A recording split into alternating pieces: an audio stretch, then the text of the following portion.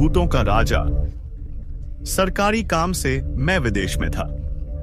छुट्टी लेकर देश वापस लौट रहा था। संथाल परगना के जिस इलाके में मेरी पोस्टिंग थी, वहां से रेलवे स्टेशन पहुंचने के लिए 30 मील से भी ज्यादा का सफर तय करना होता है। पहाड़ी रास्ता है, एक एक मील जैसे 2-3 मील के बराबर लगता है। ऊपर से रात को रास्ते में बाघ भालू से सामना होने की भी पूरी संभावना है। सुबह निकलो तो भी रास्ते में शाम हो ही जाती है। तब एक रात के लिए कहीं रुकने का इंतजाम चाहिए। रास्ते के करीब ही वहां के स्थानीय राजा की एक शिकार कोठी थी।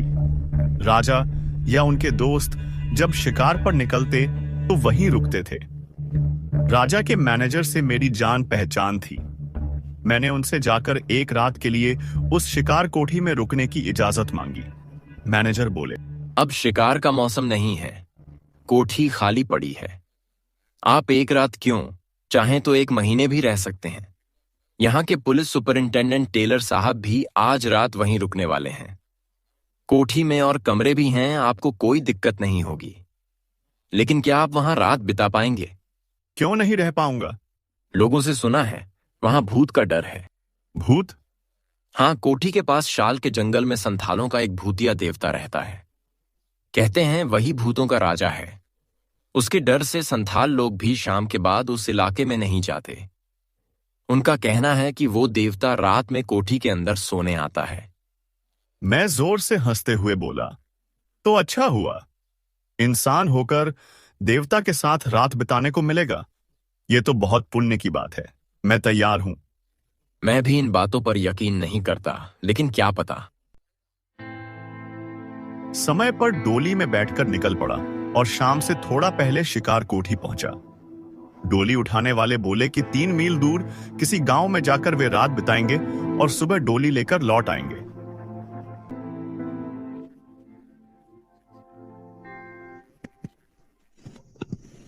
कोठी की बरामदे में एक बेंत की कुर्सी पर टेलर साहब पाइप पीते बैठे थे। उनसे मेरी अच्छी जान पहचान थी। मुझे देखकर टेलर बोले, अरे गुप्ता जी, कहाँ जा रहे हो? छुट्टी पर गए हैं तो गांव लौट रहा हूं। और आप? टेलर बोले, मैं भी मेरा देश जा रहा हूं। क्या आप भी आज यहीं रुकेंगे? हाँ साहब, टेलर बोले। बहुत अच्छा, 2 लोग साथ रहेंगे तो रात कट जाएगी। 2 क्यों साहब, 3 लोग। 3 कौन? क्या तुम मेरे अर्दली की बात कर रहे हो? अरे, मैं उसे इंसानों में नहीं गिनता। नहीं साहब, मैं आपके अर्दली की बात नहीं कर रहा। तो क्या चौकीदार की बात कर रहे हो? नहीं, वो भी नहीं। आपने सुना नहीं साहब, संथालों का एक देवता भी तो रात में साथ सोने आता है। टेलर हंसते हुए बोले, ओह हाँ, सुना है, लेकिन मैं इन कहानियों पर जरा भी यकीन नहीं करता। तुम करते हो? अगर यकीन ही करता तो क्या यहां अकेले रात बिताने आता? देखो गुप्ता, मैंने उस संथाल देवता को देखा है। ऐसा भयानक देवता और कोई नहीं होगा। लेकिन मुझे वो बहुत पसंद आया। पसंद आया? हाँ, इसलिए मैंने तय किया है कि कल जाते समय उसे अपने साथ इंग्लैंड ले जाऊंगा। अपने ड्राइंग रूम में सजा कर रखूंगा। मेरे दोस्त देखकर तारीफ करेंगे। मैं हंसते हुए पूछा, तो फिर देवता अब कोठी में सोने नहीं आएंगे? चलो अभी ही जाकर उनके दर्शन कराता हूं। उनका अड्डा कहाँ है? टेलर ने उंगली से दिखाते हुए कहा। वो देखो, बस 1 मिनट का रास्ता। मैं धीरे धीरे वहां गया। कोठी के पास शाल के कई पेड़ एक साथ खड़े थे। उनकी छाया में एक पथरीले टीले पर एक मूर्ति खड़ी थी। मूर्ति लकड़ी की बनी थी, इंसान जैसी, लेकिन चेहरा राक्षस जैसा। इतना भयानक कि देखकर ही दिल कांप जाए। सिर के बाल सांप जैसे लटके थे, कान हाथी जैसे, मुंह थोड़ा शेर और थोड़ा भालू जैसा, आंखें कांच की और जलती हुई। खुले मुंह से लाल लपलपाती जीभ बाहर झूल रही थी। गर्दन ऐसी जैसे किसी पतली बांस की छड़ी पर सिर रखा हो। हाथ बाघ के पंजों जैसे। कमर से नीचे कुछ नहीं था, सिर्फ लकड़ी। रंग ऐसा कि टार जैसे काला, मुंह पर सफेद, पीला और तांबे जैसा रंग। सोचने लगा, अगर यह मूर्ति सच में रात में कोठी में सोने आती है तो हमारी नींद तो हमेशा के लिए उड़ जाएगी। धीरे धीरे वापस कोठी आया। टेलर पश्चिम के आसमान की ओर देख रहे थे। गुप्ता, तूफान आ रहा है, देखो। सच, पश्चिम का आकाश काले पत्थर जैसा हो गया था। तूफान बस आने ही वाला था। तूफान आया और जंगल को हिला गया। अब मूसलाधार बारिश हो रही थी। रात काफी हो चुकी थी। डिनर करके टेलर के साथ काफी देर बातें की थी। अब शायद वे सो रहे हों, लेकिन मेरी आंखों में नींद नहीं है। भूतों पर विश्वास नहीं, फिर भी दिल बेचैन था। मैनेजर की बातों और उस मूर्ति का डरावना चेहरा बार बार दिमाग में आ रहा था। जितना भूलने की कोशिश करूं, उतना ही याद आ रहा था। बाहर बारिश की रिमझिम, हवा की चीख जैसे किसी आत्मा की सिसकी, कभी लकड़बग्घे की हंसी, कभी बेड़िया की चीख, कभी बाघ की दहाड़। अचानक मेरे कमरे के दरवाजे पर जोर की दस्तक हुई। मैं चौंक कर उठ बैठा। क्या वह भूतों का राजा आ गया? दस्तक बंद हो गई। शायद हवा का झोंका था।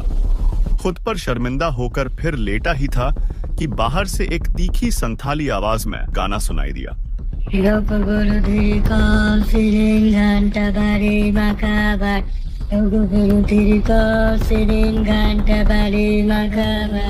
फिर जोर की दस्तक, अब और ज्यादा ताकत से।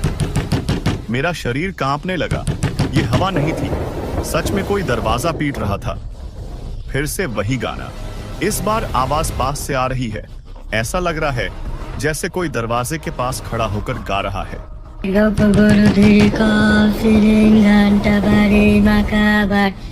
और फिर अंदर की ओर वाले दरवाजे पर भी दस्तक। तभी टेलर की आवाज आई, गुप्ता, गुप्ता, दरवाजा खोलो जल्दी। ये टेलर की आवाज थी। जान में जान आई। दौड़कर दरवाजा खोला। टेलर अंदर भागते हुए आए, चेहरे पर डर, हाथ में बंदूक। क्या हुआ टेलर? मैंने पूछा। मेरे दरवाजे पर कोई लगातार दस्तक दे रहा है और एक गाना गा रहा है। क्या तुम थे? नहीं, मैं तो अपनी जगह से हिला भी नहीं, लेकिन मेरे दरवाजे पर भी वही हाल था। फिर से दस्तक, फिर वही गाना। तभी बिजली चमकी और मैंने देखा बरामदे में कोई छाया खड़ी है। टेलर की बंदूक चली, छाया भाग गई। गुप्ता, खिड़की बंद करो। डर के बावजूद मैंने खिड़की बंद कर दी। टेलर बोले, गुप्ता, बुरा मत मानना। मैं आज रात तुम्हारे साथ तुम्हारी ही बिस्तर पर रहूंगा। बाहर फिर वही गाना गूंजा।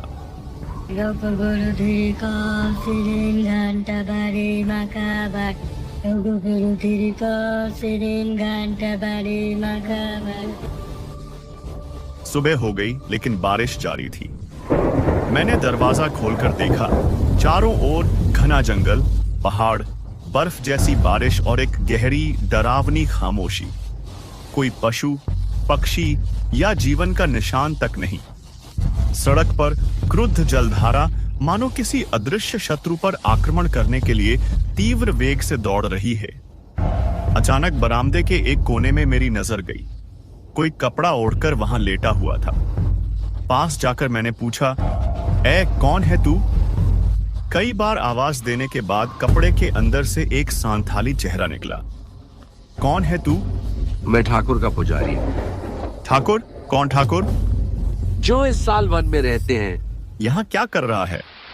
ठाकुर हर रात यहाँ सोने आते हैं, इसलिए मैं भी उनके साथ आता हूँ। तो क्या कल रात दरवाजा तू ही धकेल रहा था? हाँ, मैं भी धकेल रहा था, ठाकुर भी धकेल रहे थे। और गाना कौन गा रहा था? मैं गा रहा था। उसी समय टेलर कमरे से बाहर निकल आया। मैंने उसे सब कुछ बता दिया। टेलर सुनते ही बहुत गुस्से हो गया और वह घूंसा तानकर पुजारी की ओर दौड़ा, लेकिन वह एक ही छलांग में बरामदे की रेलिंग पार करके जंगल में गायब हो गया। टेलर बोला, उस हरामी को पकड़ लेता तो देख लेता। ओ, पूरी रात कैसी अशांति में कटवाई। मैं बोला, चलो जो होना था हो गया, अब हम क्या करें? कुटी का दरबान भी नहीं आया, डोली वाले भी शायद इस तूफान में नहीं आएंगे। हम कैसे जाएंगे? टेलर बोला, मुझे तो जैसे भी हो आज जाना ही है। बॉम्बे जाने की टिकट भी मैंने खरीद ली है। अगर मुमकिन होता तो मैं तुम्हें स्टेशन तक छोड़ देता, लेकिन मेरी 2 सीटर गाड़ी में मैं, मेरा अर्दली, तुम्हारा नौकर और सामान, इतने लोग नहीं संभाल सकते, इसलिए तुम्हें यहीं छोड़कर जाना होगा। टेलर का अर्दली आकर सलाम करता है। टेलर बोला, मेरा सारा सामान गाड़ी में चढ़ा दो, फिर साल बन से वह लकड़ी की मूर्ति उठा लाओ। मैं बोला, तुम सच में वह मूर्ति इंग्लैंड ले जाना चाहते हो? जरूर, मैं जो कहता हूं वही करता हूं। फिर रात आ गई। बारिश अब भी नहीं रुकी थी। मैं अब भी कुटी में कैद हूं। टेलर चला गया और जाते हुए वह सांथालों के भूतों के राजा को भी साथ ले गया। अब वह इस कुटी में सोने नहीं आएगा। नींद नहीं आ रही थी। मैंने एक अंग्रेजी नावेल निकाली और पढ़ने लगा। 1.5 घंटे बाद नींद सी आने लगी। लाइट कम करके सोने की तैयारी ही कर रहा था कि तभी सीढ़ियों पर आवाज आई, ठक ठक ठक ठक, बिल्कुल लकड़ी की आवाज जैसी। आवाज धीरे धीरे मेरे कमरे के पास आ गई। फिर दरवाजे पर जोर जोर से धक्का पड़ने लगा। क्या मुसीबत है? टेलर तो मूर्ति को सुबह ही लेकर चला गया, फिर यह कौन है जो परेशान करने आया है? जरूर वही सांथाल पुजारी होगा। वह हर रात यहां आकर मजे से सोता है और सबको कहता है कि कुटी में भूतों का राजा आता है। धक्के की ताकत लगातार बढ़ती गई। एक बार सोचा दरवाजा खोलकर उसे लात मारकर भगा दूं। फिर सोचा यह ठीक नहीं होगा। इस सुनसान जंगल में, इस तूफानी रात में अगर कोई बदमाश बुरी नीयत से आया हो तो? मैं बंदूक लेकर दरवाजे के पास गया। दरवाजे में एक छेद था। वहां से बंदूक की नली निकालकर चिल्लाया, कौन है? चले जाओ, नहीं तो गोली चला दूंगा। कोई जवाब नहीं आया, लेकिन धक्का रुक नहीं रहा था। बाहर से कोई अजीब सी आवाज में हंसने लगा। मैंने बंदूक का ट्रिगर दबा दिया और साथ ही धक्का भी रुक गया। फिर आवाज ठक ठक करते हुए दूर चली गई। सीढ़ियों से भी ठक ठक की आवाज सुनाई दी। कुछ देर बाद बहुत दूर से फिर वही डरावनी हंसी सुनाई दी।